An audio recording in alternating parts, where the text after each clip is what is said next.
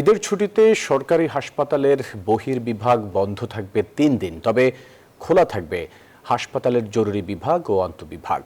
বিশেষজ্ঞরা বলছেন, জরুরি প্রয়োজনে সরকারি হাসপাতালে হামের রোগীর জন্য মিলবে সব ধরনের সেবা।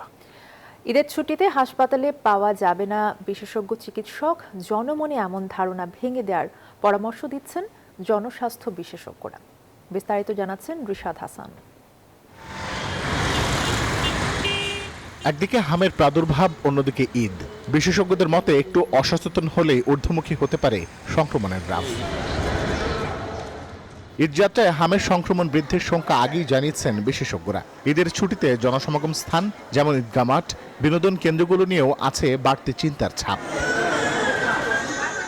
এরই মধ্যে ঈদ লাগছে মনে, খুশির জোয়ার সবখানে, আর ঈদ লাগছে মনে, বিকাশ পেমেন্ট সবখানে।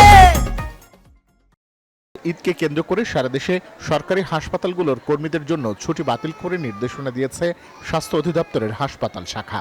সে অনুযায়ী হাসপাতালের বহির্বিভাগ বন্ধ থাকবে ঈদের ৩ দিন। ২৪ ঘন্টা খোলা থাকবে জরুরি বিভাগ। সব ধরনের সেবা পাবেন হামের রোগীরা। নির্দেশনাতে আছে যে আউটডোর সার্ভিস ৩ দিন বন্ধ রাখার, বাকি দিনগুলো তো খোলা থাকবে। আউটডোরে খোলা থাকবে, ইনডোর তো ২৪ ঘন্টায় খোলা, সার্ভিস তো ২৪ ঘন্টায় খোলা আছে। সেক্ষেত্রে সবাইকে বিশেষ নির্দেশনা দেওয়া আছে যে ল্যাব শাখা খোলা রাখা, এবং অবশ্যই হামের জন্য তো প্রত্যেকটা হাসপাতালে আলাদা ওয়ার্ড আছে। ঈদের সময় সরকারি হাসপাতালে থাকেন না চিকিৎসক, এমন ধারণা থেকে বেরিয়ে এসে রোগীদের নিরবচ্ছিন্ন সেবা নিশ্চিতের পরামর্শ এই জনস্বাস্থ্য বিশেষজ্ঞের। জরুরি সেবা বা ভর্তি হওয়ার মতো কোনো কিছু এটি হাসপাতালে পাওয়া যাচ্ছে। অতএব মানুষ যেন বিমুখ না হয়, মানুষ যেন ভুল ধারণা না করে, এটি বোঝানোর জন্য নীতি নির্ধারকদের পক্ষ থেকে পর্যাপ্ত প্রচার প্রচারণা করা দরকার। ভুল ধারণা ভাঙতে গেলে তো আগে তথ্যটা দিতে হবে তাকে। ইতিমধ্যে হামের টিকাদানের লক্ষ্যমাত্রা শতভাগ পূরণ করেছে স্বাস্থ্যসেবা বিভাগ। তবে বাদ পড়াদের খুঁজে বের করে টিকা দিতে চায় স্বাস্থ্য মন্ত্রণালয়।